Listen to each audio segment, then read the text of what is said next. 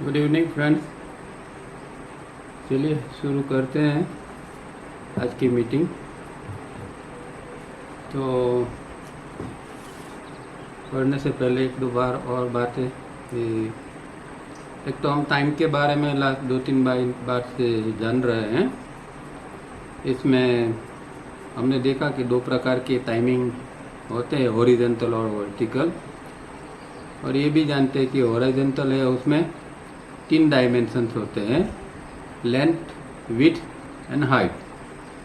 अब जो वर्टिकल है उसके अंदर 4 डायमेंशन होता है। ये तीनों से परे का जो डायमेंशन है 4th डायमेंशन, वो वर्टिकल में होता है।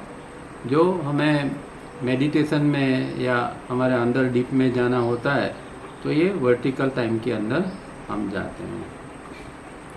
अब जैसे ये समय, ये तो हमारे जो मॉडर्न टाइम्स का जो ये है कंसेप्ट, उसमें सही है। पर हमारे यहाँ बहुत सालों से वैदिक काल गणना भी थी, जो भारतीय काल गणना थी। क्योंकि हमारे शास्त्र कहते हैं कि भाई ये जो सब कुछ फैला हुआ है, भू भुआ स्व, और ये जो चल रहा है वो तो इतरनीति से चल रहा है। मतलब इतना कोई, ये जो है हमारा आज का समय का जो कंसेप्ट है उसमें तो हम इसको कोई ना बांट सकते हैं ना उसको समझ सकते हैं।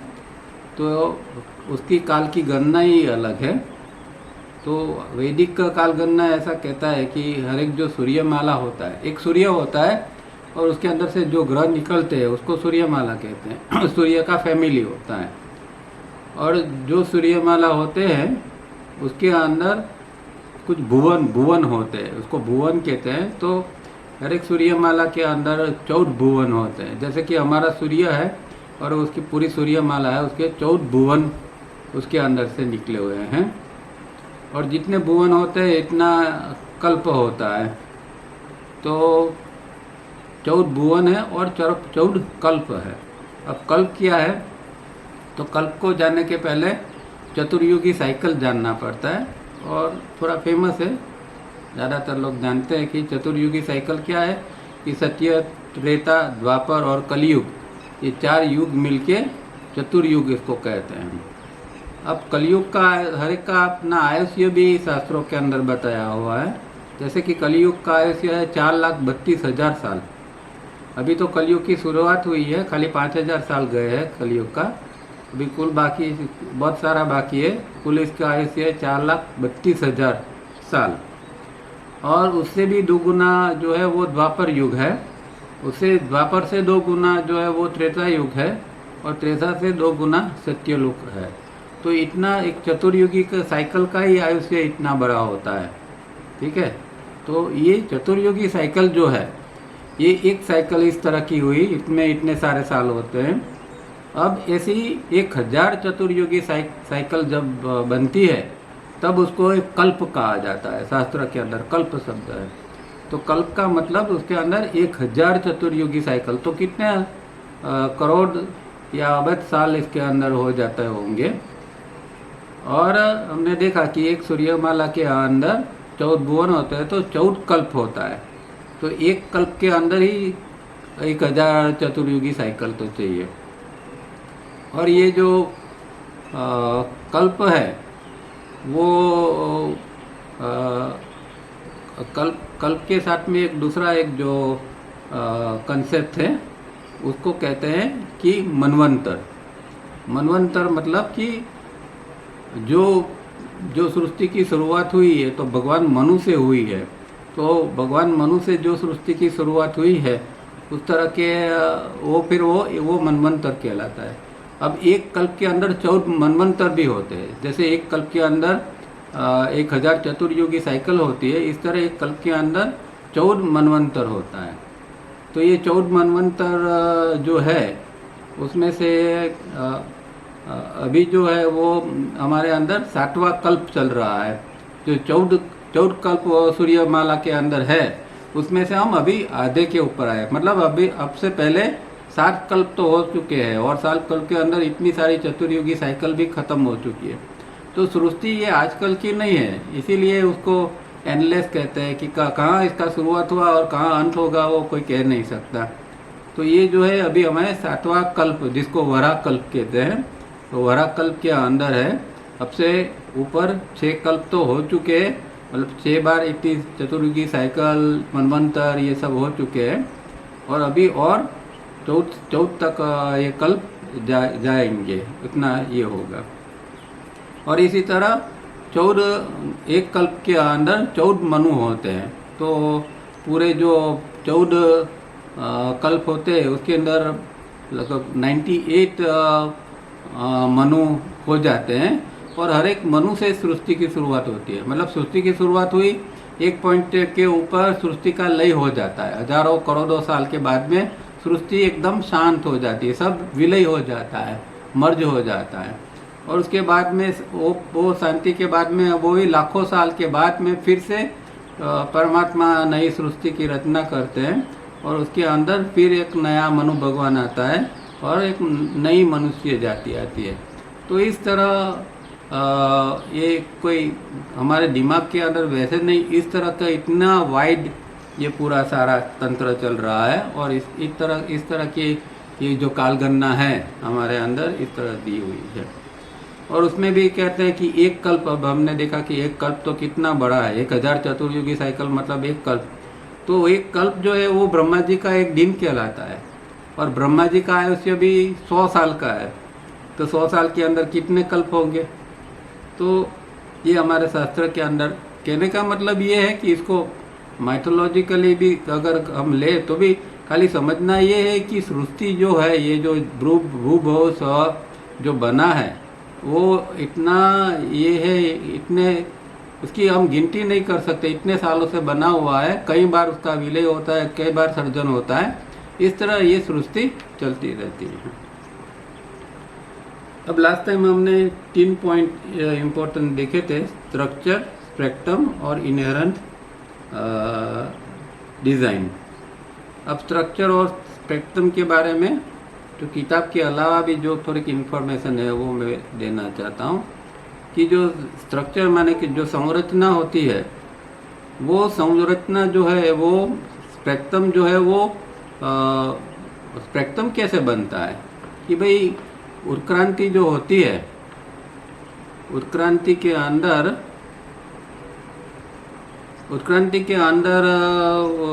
जो हम इकट्ठा करते हैं उससे हमारा स्ट्रक्चर बनता है।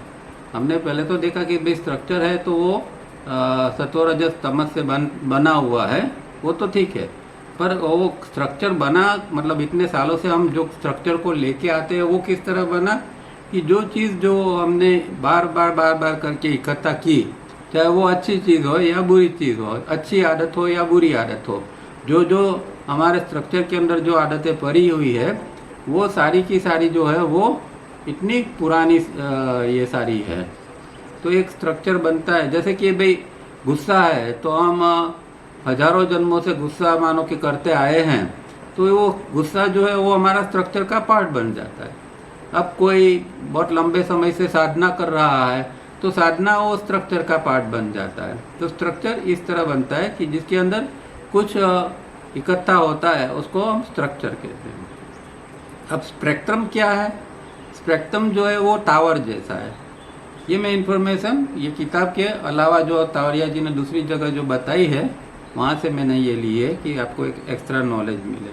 तो स्पेक्ट्रम के बारे में तो हमने देख लिया था, पर इसके अलावा स्पेक्ट्रम के अंदर क्या होता है कि एक यूनिवर्सल कोड होता है और एक व्यक्तिगत चिट का कोड होता था। यूनिवर्सल चिट जो है उसका कोड और व्यक्तिगत चिट का ये कोड होता है और इससे ये स्पेक्ट्रम बनता है। और इसके अंदर भी क्या है कि भाई सत्व रजस तमस का जो कॉम्बिनेशन होता है उससे ये स्पेक्ट्रम बनता है। जैसे कि एक कॉम्बिनेशन हम नॉर्मली जानते हैं कि भाई 2482 का ये भी एक प्रकार का कॉम्बिनेशन ही है। तो ये सत्व रजस का कॉम्बिनेशन ही है, सत्व रजस तमस का, और वो व्यक्ति के ऊपर निर्भर करता है। हर एक इंडिविजुअल का अपना ये चित्त का कोड होता है। और इसी तरह जो है वो दूसरा यूनिवर्सल कोड होता है। यूनिवर्सल चीज़ जो है वो उसका भी अपना एक कोड होता है।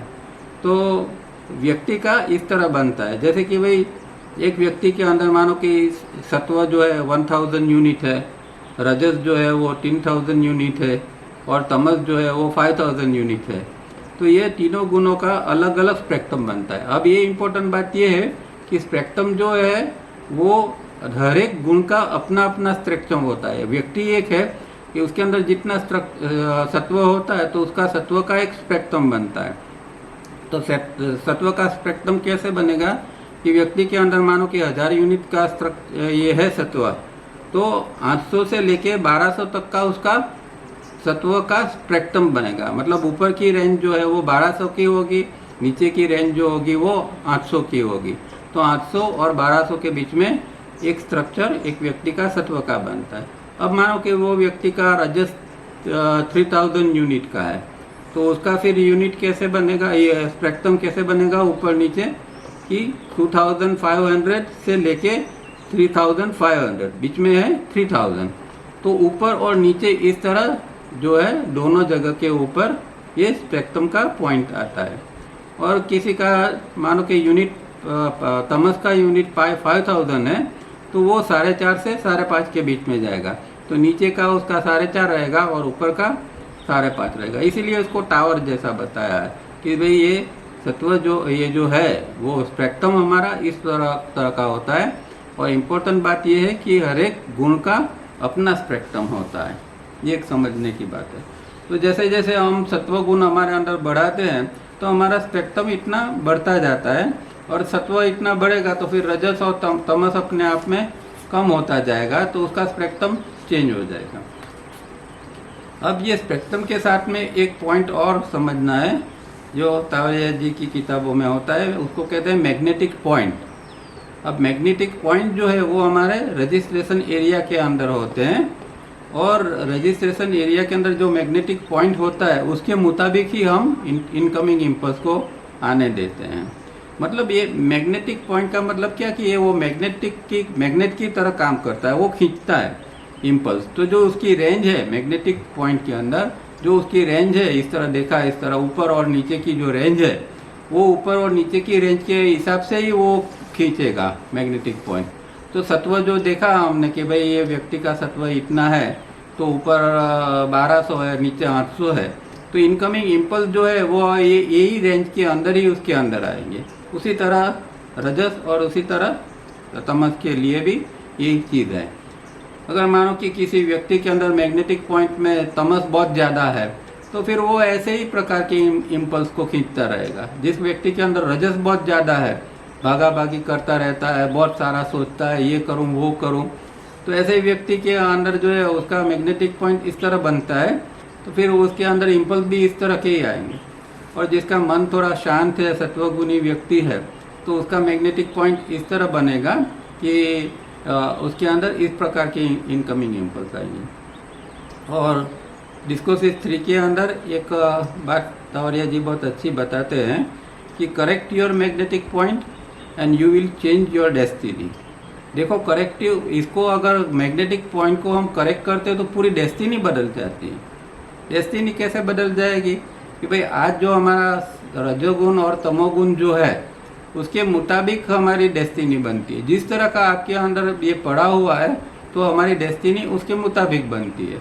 अब अगर हमने मैग्नेटिक पॉइंट को ही चेंज कर दिया और हमारा मैग्नेटिक पॉइंट सत्व वाला बन गया ज़्यादा से ज़्यादा, तो फिर हमारी डेस्टिनी जो बनेगी आगे भी, तो वो इस तरह बनेगी, सत्व गुण के आधार पर बनेगी। तो उसमें सारी अच्छी बात ही होगी, हमारा विकास होगा, हम दुर्गुणों से ये दूर होंगे, इस तरह हमारा प्रोग्रेस होता रहेगा। तो ये बहुत इम्पोर्टेंट बात है कि हमारा मैग्नेटिक पॉइंट जो है उसको हमें चेंज करना है, तो एक पॉइंट के ऊपर हमारा डेस्टिनी भी बदल जाती है। फिर जो हमारे भूतकाल के कारण जो आज हमारा मैग्नेटिक पॉइंट थोड़ा खराब है और उसके कारण हमारे डेस्टिनी के अंदर जो दुख आता है, वो दुख आना फिर फ्यूचर के अंदर बंद हो जाएगा, क्योंकि हमने डेस्टिनी चेंज कर ली, क्योंकि मैग्नेटिक पॉइंट हमने चेंज कर लिया। तो ये एक्स्ट्रा नोट मेरे क्योंकि मैं बहुत सालों से एक डायरी बनाता हूँ, जो जो मुझे अच्छा लगता है वो मैं लिखते जाता हूँ। तो डायरी में से मुझे ये स्पेक्ट्रम और स्ट्रक्चर के बारे में मिला, तो मैंने सोचा कि चलो ये भी एक एक्स्ट्रा आपको बता दूँ। अब फिर से डिस्कोर्स ये मीटिंग 6 पढ़ते हैं, पेज नंबर 82, 83।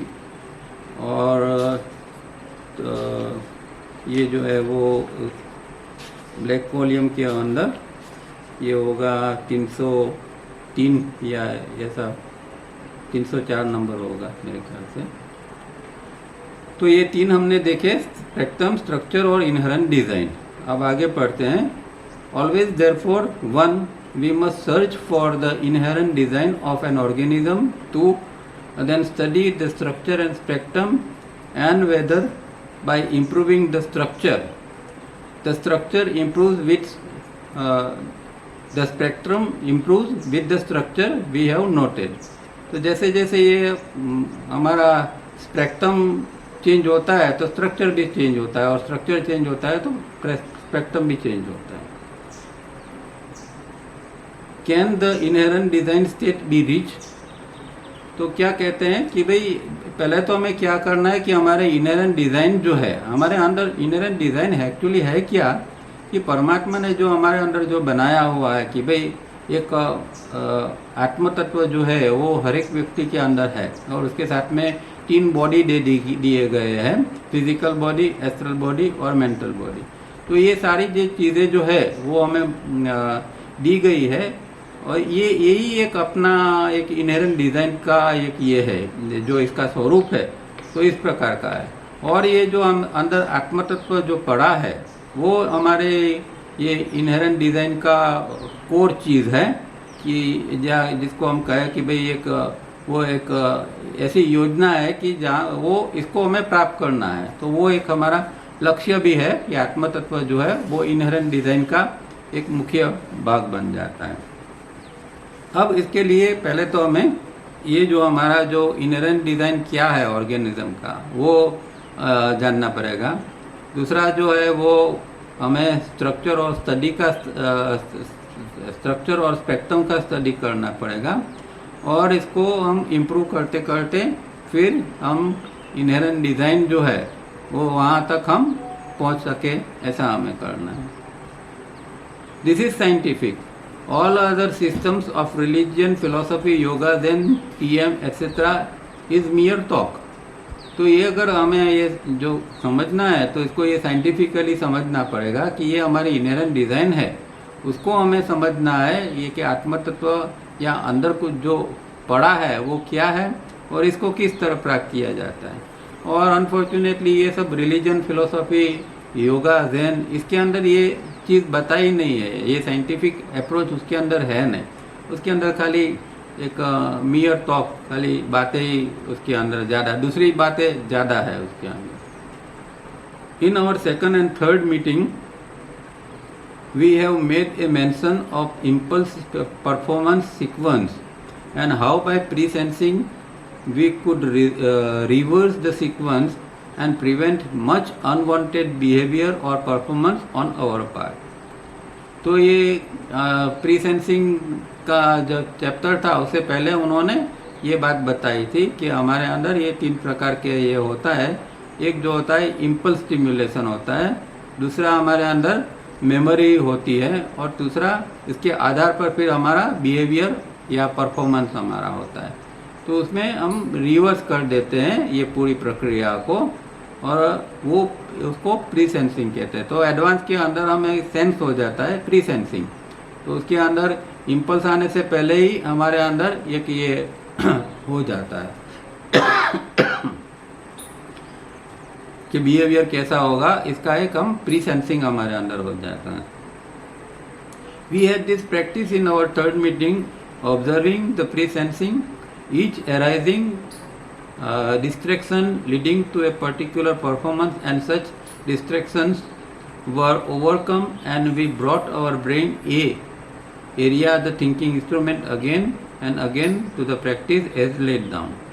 तो ये थर्ड मीटिंग के अंदर जो प्री सेंसिंग का जो मेन प्रैक्टिस है उसके अंदर ये चीज़ हम देख चुके हैं कि भाई उसके अंदर मेन काम तो ये है कि नाक के अंदर एक स्पॉट को पसंद करके उसके ऊपर हमारे मन को या हमारे दिमाग को, ब्रेन को टिकाए रखना है, और जब जब वो भागता है तो फिर वापस वहाँ ला देना है। इन बिटवीन जो अलग अलग डिस्ट्रक्शन आते हैं, जैसे कि बाहर से कोई आवाज़ आया तो हमारा फिर ध्यान वो उस ओर चला जाता है, तो उसको किस तरह डिस्ट्रैक्शन को नॉर्मल करके फिर वापस हमारा पॉइंट के ऊपर आना है। या बॉडी के अंदर कुछ चहल पहल होती है, कुछ खुजली आती है, बॉडी हिलता डुलता है, तो उसको किस तरह मैनेज करना है, ये सारी चीज़ें जो ये इसको डिस्ट्रैक्शन कहते हैं। तो ये डिस्ट्रैक्शन को किस तरह टैकल करना है, ये सारी चीज़ हम सीख के आए हैं। The brain, specially the thinking instrument area, constantly seek, we call wanting, and seeks satisfaction by constantly being drawn to outward objects through the five senses and imagination, the spatial quality of right midbrain and the organism identifying thus. अब ये जो thinking instrument जो है हमारा, जो brain का जो भाग है, उसके अंदर एक हमेशा एक वांटिंग की डिमांड रहती है, कुछ चाहिए, हमेशा एक इच्छा है या कुछ ना कुछ अंदर एक चालू रहता है कि ये करूँ वो करूँ, ये चाहिए वो चाहिए। और इस प्रकार की जो वांटिंग की जो इच्छा है वो हम जो हमारी फाइव सेंसेस है उसके द्वारा जो बाहर के ऑब्जेक्ट है वो बाहर के ऑब्जेक्ट के द्वारा हम इसको सेटिस्फाई करते हैं। तो एक इच्छा होती है कि भाई मुझे ये खाना है, तो ये खाना है, ये इच्छा जो है वो हम फिर खाने का जो बाहर का ऑब्जेक्ट है उसके द्वारा हम उसको पूर्ति करते हैं और एक सेटिस्फेक्शन का हमारे अंदर आता है। कई चीज़ें ऐसी होती है कि जिसके अंदर इमेजिनेशन ज़्यादा हम करते हैं और इमेजिनेशन के द्वारा हम सेटिस्फेक्शन को लेते हैं। पर ये सारी चीज़ों के अंदर एक प्रॉब्लम है, या एक सबसे इम्पोर्टेंट बात ये है कि आइडेंटिफिकेशन का प्रॉब्लम है। तो ऑर्गेनिज्म ये सारी चीज़ों के अंदर जो ऑब्जेक्ट है उसके साथ में वो ऑर्गेनिज्म आइडेंटिफाई हो जाता है। खाने का देखा और खाने का मन हो गया और फिर तो यहाँ आइडेंटिफाई हो गए।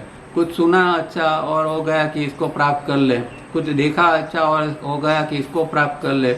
तो ये हर जो विषय होता है उसके साथ हमारा जो ये ऑर्गेनिज्म है वो आइडेंटिफाई हो जाता है, वो हमारा सबसे बड़ा प्रॉब्लम है। By reversing the sequence of impulse performance and looking deeper within ourselves, and by adding more exercises, we shall find that it is more profitable and leading to peace and tranquility by looking within us. अब सब शास्त्र कहते हैं कि भाई अंदर ही देखना है, जो कुछ आपको प्राप्त होगा बाहर से कुछ नहीं होगा। एक दिन आपको अंदर की ओर देखना ही पड़ेगा, क्योंकि जो शांति सुख वगैरह जो पड़ा है वो हमारे अंदर ही है। चाहे हम बाहर के ऑब्जेक्ट के पीछे जितने भी भागे, वहाँ से जितना भी संतोष प्राप्त कर ले, पर कुछ वहाँ एक संतोष मिलेगा पर शांति नहीं मिलेगी। शांति के लिए तो फिर से हमें अंदर की ओर ही मुड़ना पड़ेगा। और जब तक और ये चीज़ जो है वो डीपर और डीपर फिर होनी चाहिए कि ऐसे सरफेस, क्योंकि हम ध्यान करते हैं या जब करते हैं उस दौरान हम क्या करते हैं, सरफेस के लेवल पर काम करते हैं। वृत्तियों को देख ऑब्जर्वेशन करते हैं, तो देखने बैठते हैं तो ऊपर से देखते हैं कि भाई क्या चल रहा है, हम डीप में नहीं जाते हैं। तो धीरे धीरे करके हमें डीप में जाना है और इस तरह हमें जो ये इम्पल्स परफॉर्मेंस की जो सीक्वेंस है उसको उल्टा देना है, तो फिर हम अंदर और जा पाएंगे और फिर हम शांति को प्राप्त कर सकेंगे। तो ये एक सबसे इम्पोर्टेंट पार्ट जो है ये यही है कि, और इसीलिए तावरिया जी ने प्रिज्म जैसी एक्सरसाइज भी बताई है कि जैसे जैसे आप प्रिज्म करते जाओगे तो फिर अंदर किस तरह आपको उतरना है वो थोड़ा आपकी समझ में आएगा। This will then become second nature with us, and quite often during the day we shall be inclined to look inward, and a total change in direction will take place, and with it a total change in values, and our mechanicalness, that is passive awareness, will be replaced by more and more of mindfulness, that is active awareness, and with this our basic structure will change for the better. अब जब हम ये जैसे कि ये pre sensing के अंदर तो हम एक जैसे कि नेट प्रैक्टिस करते हैं, अब वही चीज़ हमारा सेकंड नेचर बन जाता है। मतलब 5 मिनट 10 मिनट प्री सेंसिंग किया, फिर इसी तरह का हमारे अंदर एक एटीट्यूड अगर आता है कि जब भी कुछ मानो कि बॉडी के अंदर खुजली आई तो हम इतना कॉन्शियसली उसको करेंगे, जागृति पूर्वक उसको खुजलाएंगे, जो एक अंदर संतोष का भाव आता है वो हम देखेंगे। तो हर चीज़ के अंदर फिर हमारा ये एक अप्रोच रहता है, तो ये सेकंड नेचर बन जाता है। तो अभी खाली प्रैक्टिस जो है वो प्री सेंसिंग की 5-10 मिनट के लिए नहीं, पर दिन भर में वही चीज़ इस तरह का एटीट्यूड हमारा बनता रहेगा। और फिर हम हर समय जैसे कि कोई डिस्ट्रक्शन आते हैं तो किस तरह हम इसको टैकल करते हैं ये प्री सेंसिंग के दौरान, वही चीज़ दिन भर में फिर हम करते जाएंगे। तो ये हमारा एक सेकंड नेचर बन जाएगा। और फिर इस तरह हम जो है ये इंक्लाइन, इसकी एक आदत बन जाएगी, हमारा सेकंड नेचर बनेगा तो एक आदत बन जाएगी। और फिर हमारी जो डायरेक्शन है वो भी इस तरह चेंज हो जाएगी। अभी जो हम ज़्यादा बहिर्मुख रहते हैं बाहर की, और ये सब हमारा जो एक ये होता है एटीट्यूड, उसके बदले अंदर क्या चल रहा है शरीर के स्तर पर, मन के स्तर पर, और धीरे धीरे करके हमारा ऑब्जर्वेशन भी फिर बढ़ता जाएगा। तो इसका एक फ़ायदा ये होगा कि जो हम पूरी चीज़ें मैकेनिकली करते हैं उस या कहे कि पैसिव अवेयरनेस से करते हैं, उसके बदले में फिर हमारे अंदर एक्टिव अवेयरनेस या माइंडफुलनेस आ जाएगी, और उसके द्वारा हम सारी चीज़ें करेंगे। तो हर चीज़ के अंदर जो एक नॉर्मल कोर्स में हमारा पैसिव अवेयरनेस का एक ये रहता है। जैसे हम बात करते हैं बार बार कि भाई एक्सरसाइज करते हैं, योगा करते हैं, तो भी हम पैसिव अवेयरनेस से करते हैं, और ज़्यादातर इसमें भी मैकेनिकलनेस होती है।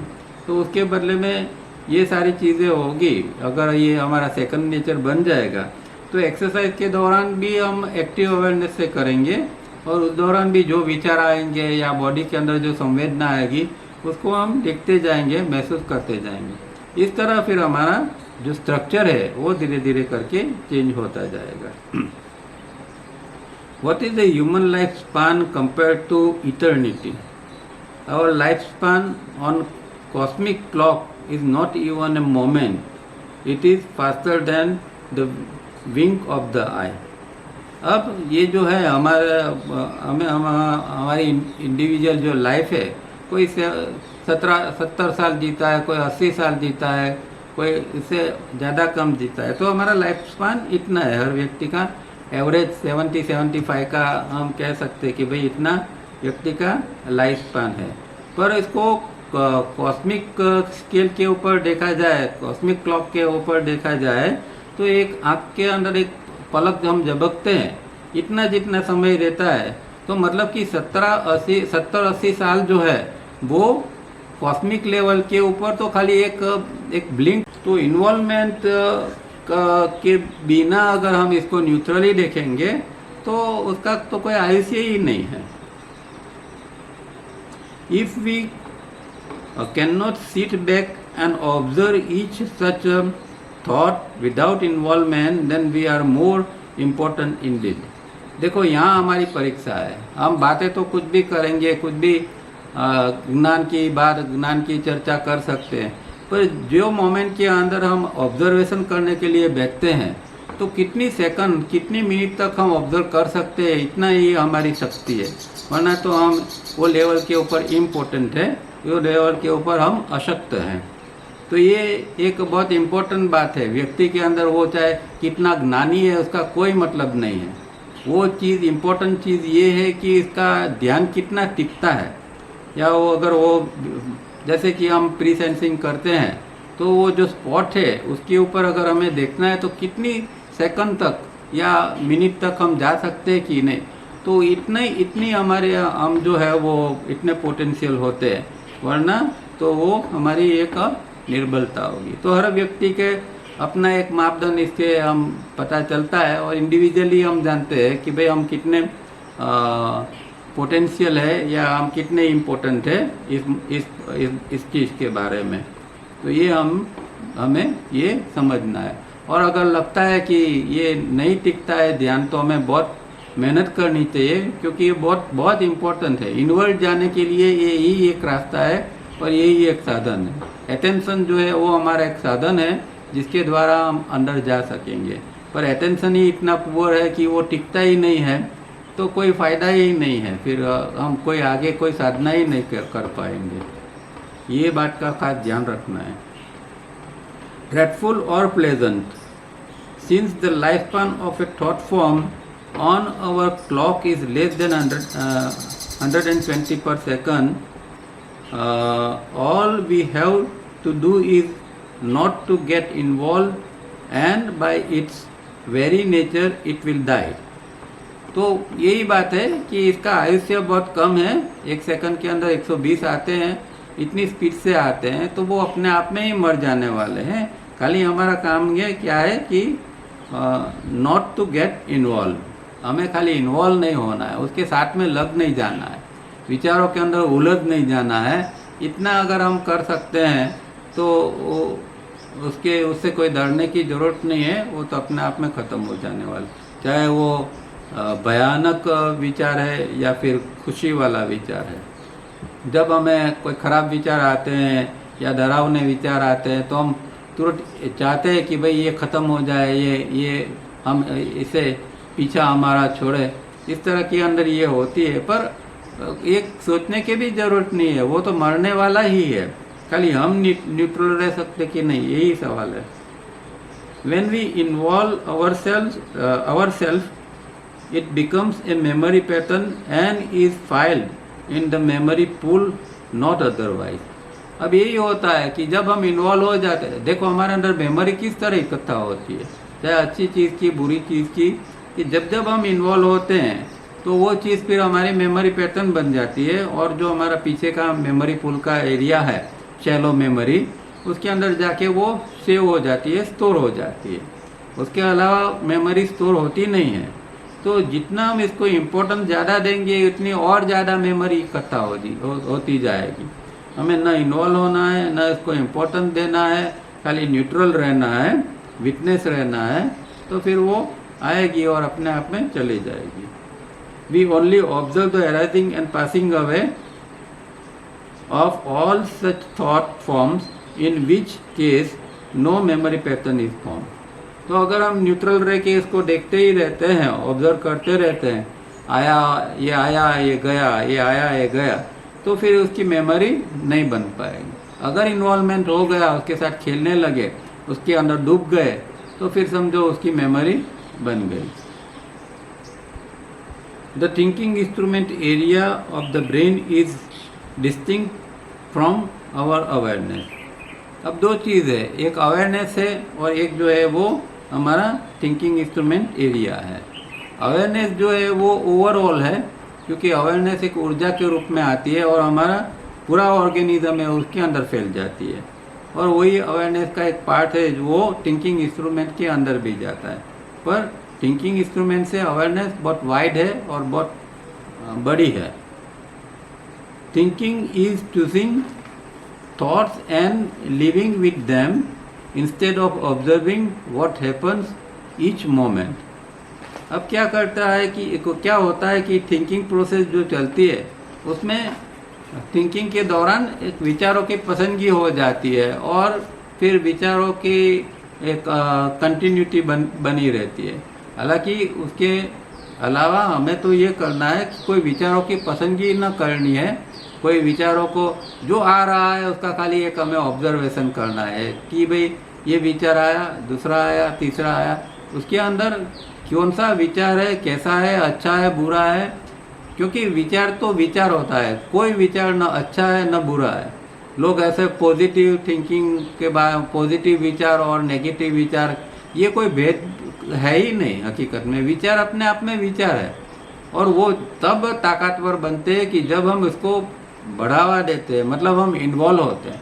नहीं तो वो विचार के अंदर कोई पोटेंशियलिटी होती ही नहीं है, उसके वो अपने आप में ख़त्म होने वाले हैं। तो कोई ये मत सोचो कि ये पॉजिटिव विचार है और उसको मैं पकड़ के रखूं और ये नेगेटिव विचार है उससे दूर रखूं। विचार विचार ही है, वो उससे कोई मतलब नहीं है वो पॉजिटिव है या नेगेटिव है। हमें पॉजिटिव नेगेटिव को नहीं ढूंढना है, हमें हमारा स्टेटस बना के रखना है, और स्टेटस जो है वो हमारा विटनेस का स्टेटस होना चाहिए।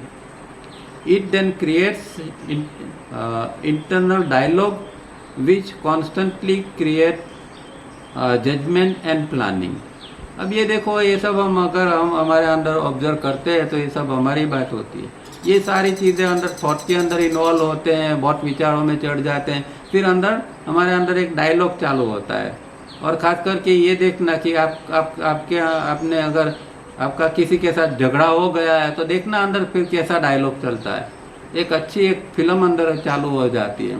और ये भी देखना कि उसके अंदर हमेशा एक आपका ये जजमेंट रहता है कि नहीं, मैं ही सच्चा था, ये उसने ऐसा किया है इसीलिए मुझे ये करना पड़ेगा। आप अंदर जस्टिफिकेशन करेंगे और ये सब देखने जैसा होता है।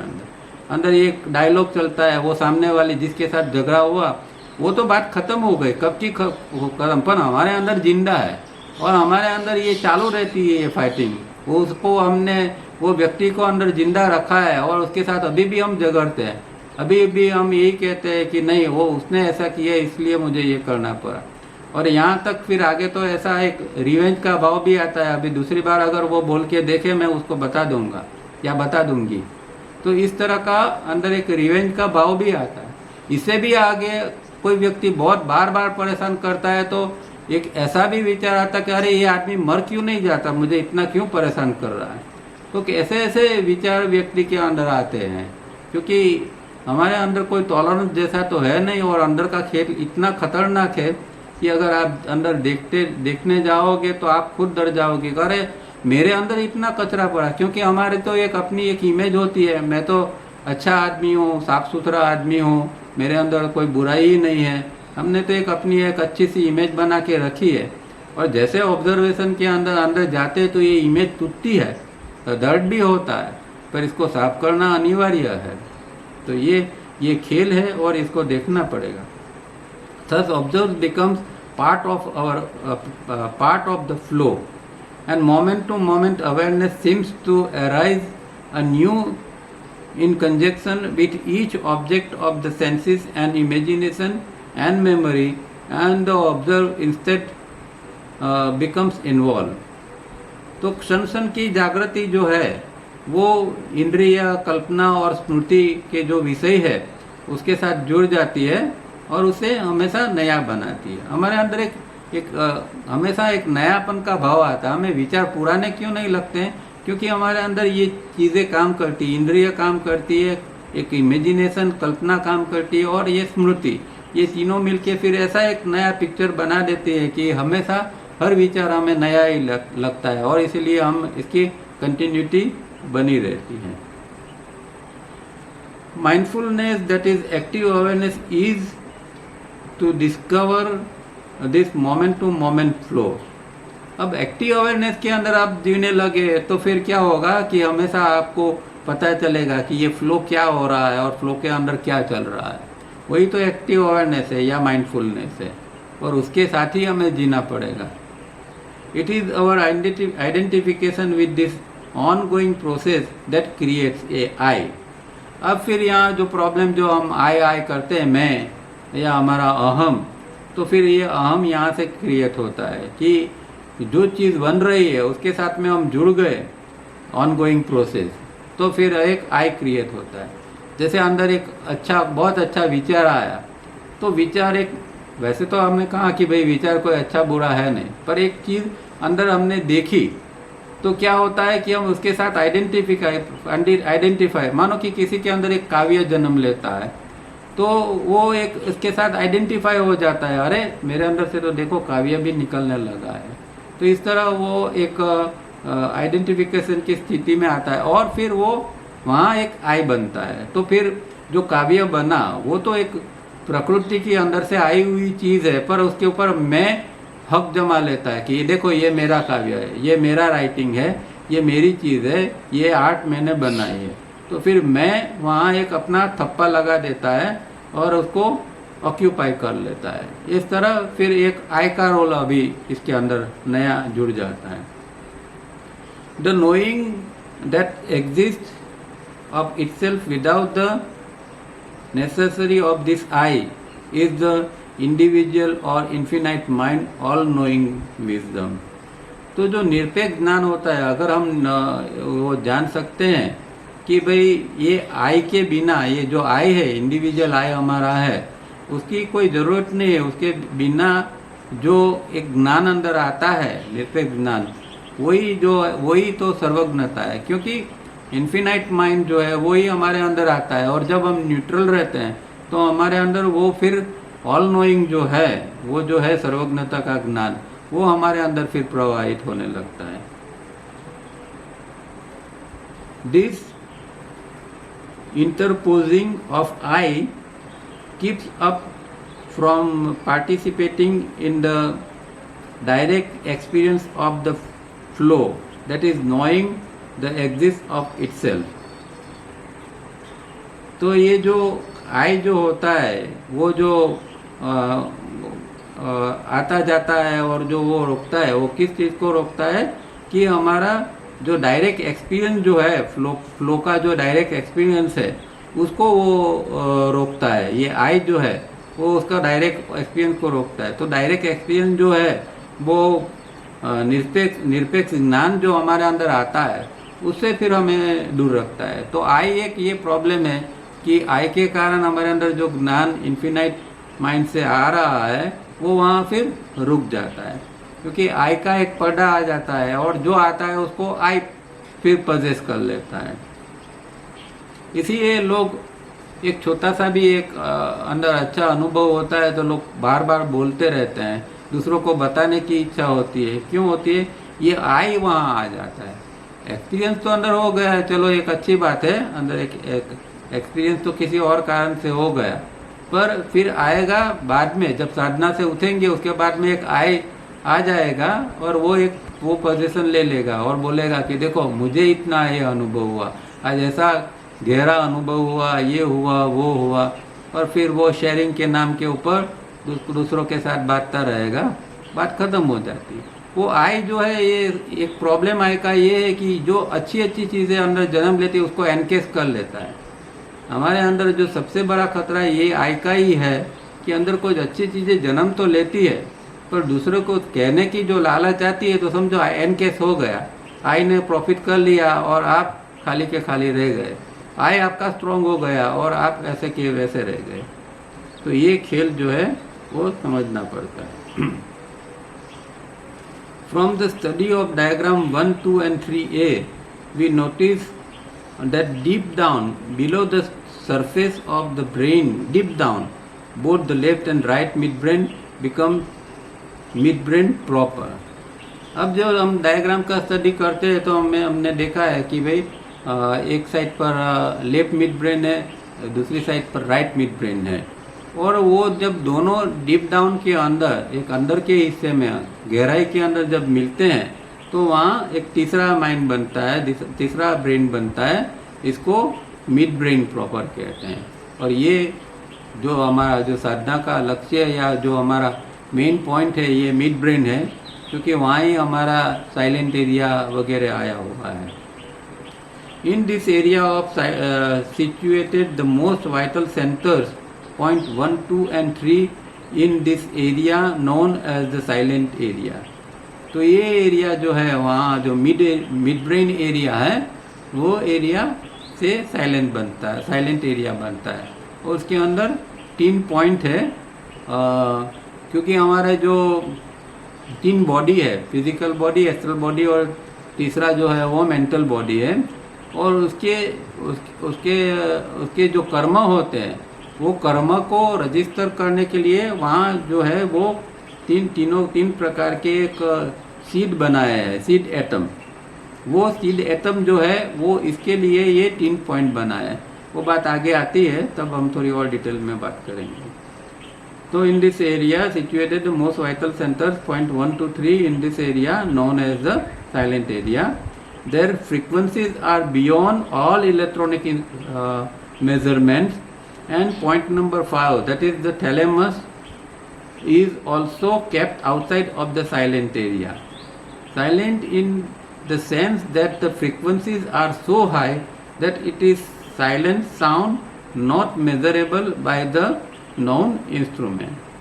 अब क्या होता है कि ये जो साइलेंट एरिया है वो इसकी एक अपनी फ्रीक्वेंसी है, पर फ्रीक्वेंसी इतनी एक ऊंची है कि कोई इलेक्ट्रॉनिक हमारा कोई गैजेट होता है, कोई इंस्ट्रूमेंट होता है, वो भी उसको मेजर नहीं कर सकता है कि भाई ये साइलेंट एरिया क्या है, उसके अंदर क्या चल रहा है, उसकी फ्रीक्वेंसी क्या है।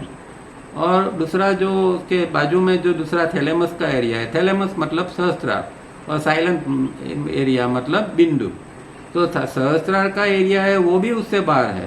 साइलेंट एरिया के अंदर ये बिंदु और ये तीनों पॉइंट होते हैं और उसकी फ्रीक्वेंसी इतनी हाई होती है कि उसको कोई इंस्ट्रूमेंट पकड़ नहीं सकता। और साइलेंट का मतलब ही ये है कि फ्रीक्वेंसी को हम किसी वो एक ऐसा साइलेंट साउंड है कि कोई नॉन इंस्ट्रूमेंट से हम इसको पकड़ नहीं सकते, वो इस अर्थ में ये साइलेंट है।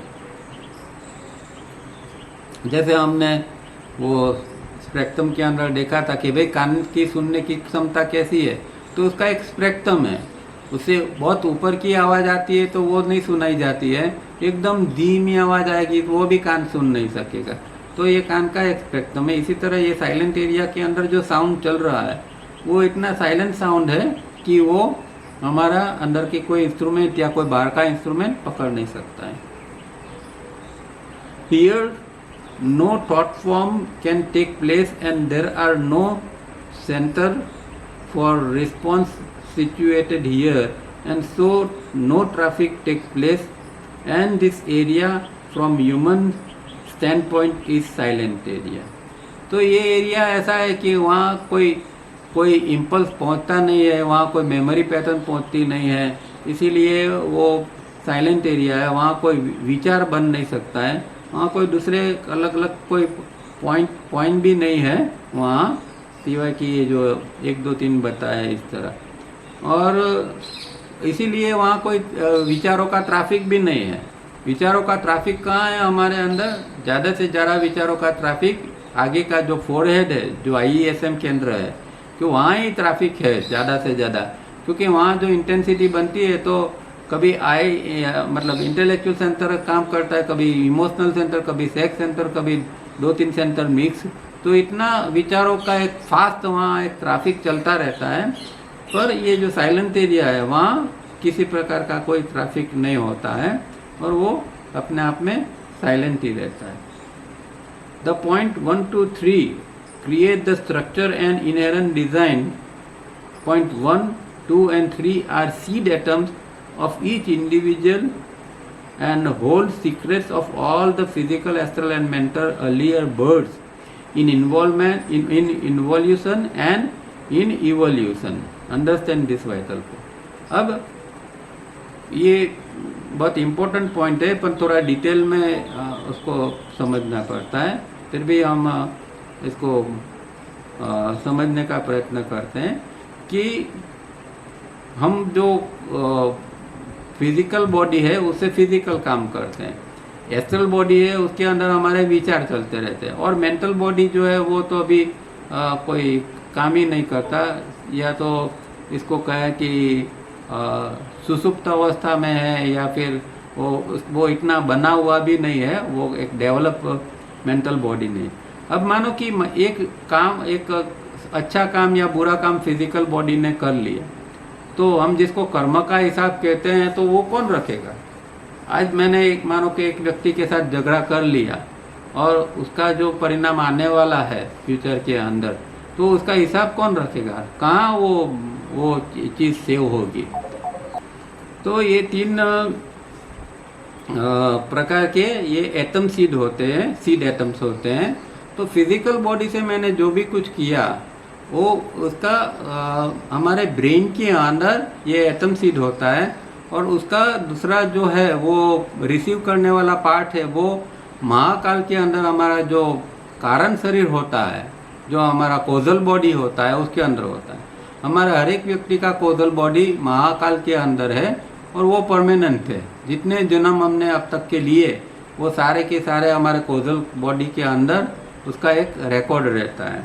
तो जो आज हम करते हैं उसका रिकॉर्ड वहाँ रहता है, और वहाँ से फिर वो कर्म का फल कब आएगा, किस तरह आएगा, वो सब डिसाइड होता है। तो इस तरह 3 प्रकार के फिजिकल कर्म के लिए, फिर कुछ फिजिकली नहीं किया है पर माइंड के अंदर चल रहा है, माइंड के प्रति, माइंड में किसी के प्रति, मतलब कि ब्रेन में किसी के प्रति घृणा हो रही है, किसी के प्रति एक डिसलाइक आ रहा है, ये सारा अगर मन में चल रहा है तो उसका भी एक रिकॉर्डिंग होता है और उसका भी फल मिलने वाला है। तो इसीलिए फिर वो फिजिकल बॉडी के अंदर, ब्रेन के अंदर ये जो है सीड एटम हमारा ब्रेन के अंदर पड़ा है, और इसी प्रकार का हमारा ये जो कोजल बॉडी है उसके अंदर वहाँ भी ये इसका रिसीवर पड़ा है। तो यहाँ से वो ट्रांसमिट होता है, वहाँ रिसीव हो जाता है और वो स्टोर हो जाता है। और हो सकता है कि वो 5 जन्म, 10 जन्म, 50 जन्म के बाद में भी वो चीज़ फिर से निकल के आए। आज जो हमने कर्म किया वो वहाँ जाके स्टोर हो गया, वो फिर नेचर के लॉस के मुताबिक फिर वो कौन सी साइकिल में फिर वो प्रगटेंगे, उसका फल मिलेगा, वो नेचर की साइकिल के ऊपर होता है। तो 50 जन्म के बाद में भी, आज किया वो 50 जन्म के बाद में भी आ सकता है, तो 50 जन्म तक वो वहाँ पड़ा रहेगा। और इसका एक जब पॉइंट आएगा मैच्योरिटी का, तब फिर वो बाहर आके फिर हमें फल देगा। तो ये 3 पॉइंट इस तरह के ये हमारे अंदर ब्रेन के अंदर भी है और हमारे कोजल बॉडी के अंदर भी है। ये बहुत इम्पोर्टेंट पॉइंट है और ये चीज़ आपको कहीं और जगह पर जानने को नहीं मिलेगी। ये सिर्फ purpose of birth and death में ही तावर याजे ने लिखा है। हम तो एक वो बातें जानते हैं और शास्त्र में जो रूपक रूप में बताया, कोई चित्रगुप्त जैसा है और चित्रगुप्त हमारा हिसाब रखता है, इसने ये क्या किया, आज क्या कर्म किया, कल कहाँ क्या किया, ऐसा है नहीं। ये हमें क्योंकि कुछ आंसर तो देना पड़ेगा, तो शास्त्रों में फिर इसे तरह रूपक में बता दिया। वहाँ कोई ऐसा कोई चित्रगुप्त बैठा नहीं है ऊपर कि हर एक इंडिविजुअल के कर्म का हिसाब रखेगा, नहीं तो वो भी पागल हो जाएगा। क्योंकि इतने सारे जो है 7-8 अरब लोग हैं, अब तो अरब लोग इतने पृथ्वी के ऊपर है, और हर एक व्यक्ति का हर मोमेंट के अंदर व्यक्ति को क्या क्या सोचता है, क्या क्या कर्म करता है, कौन कैसे हिसाब रखेगा। एक मैकेनिज्म भगवान ने बनाया हुआ है, एक सुपर मैकेनिज्म, कोई कंप्यूटर नहीं बना सकता है। ऐसा सुपर कंप्यूटराइज मैकेनिज्म है जिसके अंदर ये ऑटोमाइज है, सब ऑटोमेटिक सब चल रहा है। इतना सुपर है ये सारी चीजें।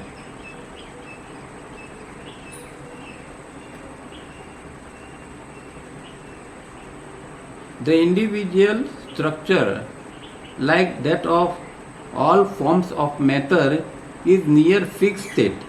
But if intense heat or cold is applied, and in case of human being, intense vibrations of negative or positive emotions are applied for sufficiently long period, the structure deteriorates.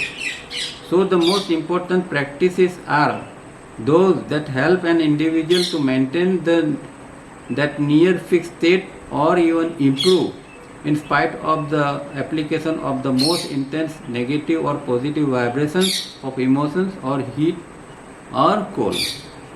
अब ये जो हमारा structure है वो किस तरह उसको वो डैमेज ना हो और उसको वो इम्प्रूव हो सके, ये बात यहाँ कहते हैं। जैसे कि कोई एक पदार्थ होता है, तो कोई भी पदार्थ होता है उसको बहुत गर्मी दी जाती है या बहुत ठंडी में वो पदार्थ रहता है, तो वो फिर उसका जो है स्ट्रक्चर बदल जाता है, बिगड़ भी जाता है। इसी तरह हमारा जो इंडिविजुअल ये स्ट्रक्चर है माइंड का, जिसको हम कहते हैं माइंड का स्ट्रक्चर या ब्रेन का, तो वो स्ट्रक्चर जो है वो बहुत ज़्यादा अगर नेगेटिव या पॉजिटिव इमोशंस, या जिसको एक्चुअली तो वाइब्रेशन है, इमोशंस हम कहते हैं पर वाइब्रेशन से, अगर बहुत ज़्यादा नेगेटिव इंटेंस नेगेटिव या पॉजिटिव वाइब्रेशंस अगर डेवलप होते हैं तो वो फिर डिटीरियर हो जाता है, वो एक ख़राब हो जाता है हमारा स्ट्रक्चर जो है। इसीलिए हमें तो क्या करना है कि ऐसी सी प्रैक्टिस करनी है चाहिए कि जिसके द्वारा हम जो है वो हमारा ये स्ट्रक्चर जो है वो हम इसको नियरली फिक्स रख सके, मतलब निश्चित अवस्था के अंदर इसको रख सके और इसको इम्प्रूव भी कर सके हम, न कि उसको हम ये ज़्यादा स्थिति के अंदर, बहुत इंटेंसिटी के अंदर इसको बिगाड़ दें। तो ऐसा नहीं होना चाहिए, ये हमें ध्यान रखना चाहिए। तो यहाँ एक पॉइंट ये भी नोट करना है कि इंटेंस नेगेटिव और पॉजिटिव वाइब्रेशन, तो पॉजिटिव वाइब्रेशन भी इंटेंस इतने ऐसे नहीं होने चाहिए, नहीं तो हम कहेंगे कि भाई पॉजिटिव है तो अच्छा है, उसमें क्या बुरा है। पर अगर वो इस तरह के इंटेंस होते हैं तो वो स्ट्रक्चर को खराब कर देते हैं। The more an individual is capable of keeping the near fix structure even improve under all conditions, it broadens the spectrum and improve the structure, but it must be conscious and methodical. Some have introduced the theory of conscious suffering, but if the sensation is suffering, it will fail. अब ये जो हमारे जो near fix structure है, जो निश्चित अवस्था के अंदर जो स्ट्रक्चर है, वो उसको वो ऐसा एक कैपेबल है कि वो उसको हम हर कंडीशन के अंदर इसको हम इम्प्रूव कर सकते हैं। और जैसे जैसे वो इम्प्रूव होगा तो वो स्पेक्ट्रम का जैसे वो ब्रॉड बनेगा, तो उसके साथ में स्ट्रक्चर जो है वो दोनों स्पेक्ट्रम और स्ट्रक्चर दोनों साथ साथ में इम्प्रूव होते जाते हैं।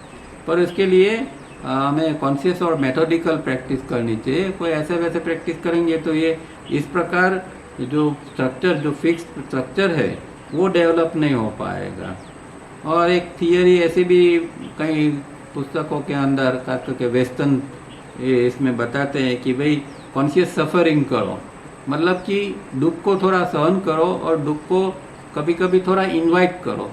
और शुरुआत फिजिकल लेवल से करो कि फिजिकल में भाई 15 मिनट मुझे खड़ा ही रहना है, और फिर देखते हैं कि इसमें क्या दर्द हो रहा है, क्या हो रहा है।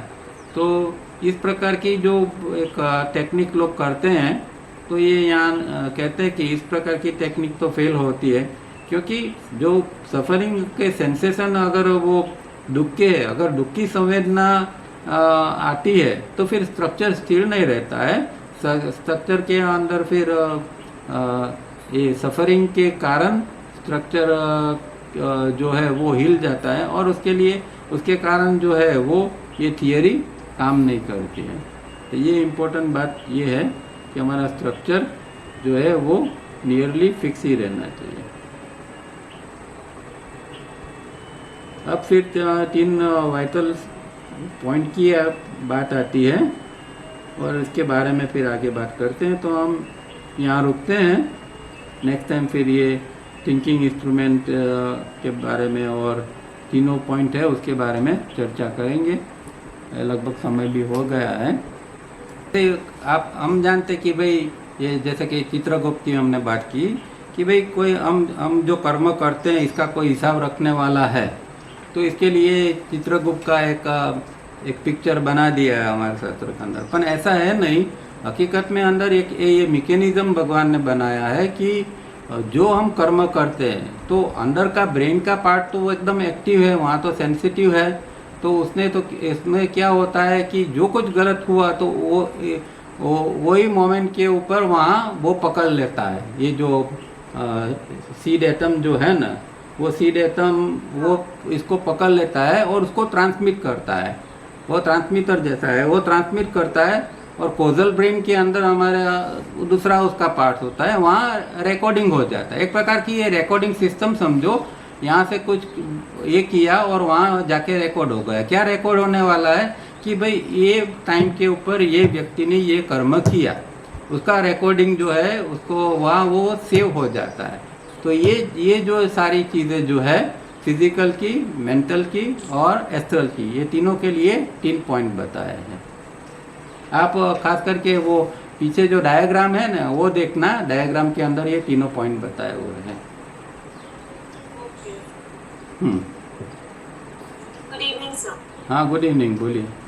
सर, आपने बोला कि अगर हम एक्सपीरियंस शेयर करते हैं तो वो आई में एनकैप्स हो जाता है और फिर वो 0 हो जाता है, मतलब उसका फिर कुछ मतलब नहीं है वो एक्सपीरियंस का। तो सर से भी शेयर नहीं नहीं कर, मतलब किसी से भी शेयर नहीं करने का अगर हमको एक्सपीरियंस नहीं, शेयर करने की जरूरत क्या है? शेयर करने की इच्छा ही आई में से ही आती है हमेशा। हाँ, एक बात अलग है कि किसी से हमें गाइडेंस लेना है, कोई व्यक्ति जिसको हम जानते हैं, मानते हैं कि भाई ये व्यक्ति हमारे से कुछ ज़्यादा जानती है और हमें एक्चुअल कोई प्रॉब्लम है और गाइडेंस लेना है, तो उसके साथ हम शेयर कर सकते हैं, उसको बता सकते हैं कि भाई ये एक्सपीरियंस हुआ तो ये सही है कि मेरी भ्रमना है कि उसके अंदर कुछ गलत है या इसके आगे क्या है, ये सब हम कर सकते हैं। पर खाली दोस्तों को या किसी को बताने के लिए कि भाई देखो आज तो साधना में ऐसा ऐसा मजा आ गया, ऐसा हो गया, तो समझ लेना कि भाई ये एक आई का प्ले है। Okay okay, yes, thank you sir, okay thank you so much. Okay, हाँ बोलो। एक और चीज है। हाँ हाँ बोलो निकिता बेन, પછી રાજુભાઈ નું લઈએ। हाँ, एक जो आपने बोला कि जो पॉजिटिव थॉट्स होते हैं, ऐसा कुछ होता ही नहीं है पॉजिटिव नेगेटिव, वो हमारे स्ट्रक्चर को असर करता है, तो वो कैसे वो नहीं, हमारा काम क्या है कि पॉजिटिव नेगेटिव में पढ़ने का नहीं, हमारा काम तो न्यूट्रल रहने का है ना। हमारा काम क्या है, इसमें क्या बताए, इन्वॉल्वमेंट क्या अनइन्वॉल्वमेंट, ठीक है। अगर पॉजिटिव से भी आप चिपक गए, इन्वॉल्व हो गए, तो वो फिर पॉजिटिव का भी कोई फायदा नहीं है ना। जो काम जो सबसे इम्पोर्टेंट स्थिति अंदर की क्या है, विटनेस की या एक तटस्थ रहने की स्थिति है, अनइन्वॉल्वमेंट की स्थिति है। अब पॉजिटिव चीज़ है या कोई बहुत इससे भी अच्छी चीज़ अगर अंदर हो गई और इसके साथ में हम चिपक गए, तो फिर वो तो चीज़ कोई फ़ायदा करेगी ही नहीं, उसका कोई मतलब ही नहीं है। उस अर्थ में कोई पॉजिटिव नेगेटिव का कोई मतलब नहीं रहता है, ठीक है। ओके ओके सर, हाँ okay, thank you sir. Okay, बोलो राजू भाई। हाँ सर, दो क्वेश्चंस हैं। हाँ बोलिए। एक तो वो ये है कि ये जो पॉइंट्स की बात की आपने नहीं बताई, ये तो जो इम्पोर्टेंट केंद्र है 1, 2 और 3, ये क्षेत्र में आते हैं, जिसको बोलते हैं टैलेंट केंद्र। तो सर ये 1, 2, 3 कहाँ है, डायग्राम में कहाँ? डायग्राम में 1, 2, 3 बताया है ना, डायग्राम के अंदर 1, 2, 3 लिखा हुआ भी है। हाँ नहीं, वो तो मेरे पास जो है डायग्राम, उसमें कहीं दिखता नहीं है। नहीं, आप purpose of birth and death का है ना। नहीं, हाँ, वो 1, 2, 3 लिखा है और उसके अंदर P लिखा है, P1 मतलब कि फिजिकल का 1, फिर जो है वो A2 लिखा है मतलब एस्ट्रल का है, वो दूसरा है, और तीसरा M3 लिखा है मतलब मेंटल का तीसरा है, समझे। हाँ मैं वो 1, 2, 3 फिजिकल देख रहा था, वो तो कहीं दिख नहीं रहा है। नहीं, हाँ हाँ हाँ M3 है, P1 है और A2 है। हाँ, तो वही हुआ ना, P मतलब फिजिकल, A मतलब एस्ट्रल और M मतलब मेंटल। हाँ देख लेते। दूसरा था ये, हाँ कि के लिए जो अपना राइट फिट और लेफ्ट फिट, ये दोनों ये एक हो जाते हैं वैसे। हाँ, वो डीपर में एक हो जाते हैं, सरफेस के ऊपर दोनों अलग अलग है, पर यहाँ उन्होंने क्या है डीप डाउन शब्द यूज किया है। वो डीप डाउन में जाके वो एक हो जाता है और वहाँ साइलेंट एरिया बनता है, बराबर। ये साधना से क्या एक वो बहुत आगे की और बहुत गहरी साधना है। वो अभी तो हम साइलेंट एरिया के बारे में सोच भी नहीं सकते, वो 3B की सब साधना है। तो जब ये थिंकिंग इंस्ट्रूमेंट और मेमोरी का क्षेत्र बड़ा पूरा बंद हो जाता है, तब फिर वो चालू होता है। उसके बारे में अभी हम कुछ नहीं कर सकते। यात्रा करनी है। हाँ। अच्छा ये है। हाँ ठीक है। सर लेकिन ये जो आप बोल रहे हैं ना साइलेंट एरिया, हाँ। ये सर ऐसे महसूस भी होती है, मैंने ये पॉइंट नोट किया है कि ऐसे होता है कि बिल्कुल ऐसे लगता है पूरे हम एम्प्टी हो गए, हम कुछ है ही नहीं। वो सर वो मतलब ये रिफाइनिंग और अटेंशन और टेंशन के बाद भी ये महसूस होता है सर। आप बोल रहे हैं कि आगे होता है, लेकिन मैंने ये बहुत बार गौर किया है, पूरा ऐसे साइलेंट, मतलब no thought nothing, even body doesn't exist, ऐसे बिल्कुल ऐसे थॉटलेस स्टेट आ जाता है सर। वो आता है, पर इसका मतलब ये नहीं कि हम वहाँ साइलेंट एरिया में पहुँच गए। वो तो बहुत सारे स्टेजेस है, इतने सारे स्टेजेस है और नीचे के स्टेज में भी इस तरह का आपको अनुभव होगा। आप जब एकदम रिलैक्स हो जाएंगे या फिर एक बहुत अच्छी प्रैक्टिस हो जाएगी तो विचारों का जो इम्पल्सिस है वो एकदम कम हो जाएंगे, अंदर एकदम शांति का अनुभव होगा। इसका मतलब ये नहीं कि हम साइलेंट एरिया में खोल गए, ये तो नीचे के इस एरिया के अंदर भी ये सारी चीज़ें होती रहती है।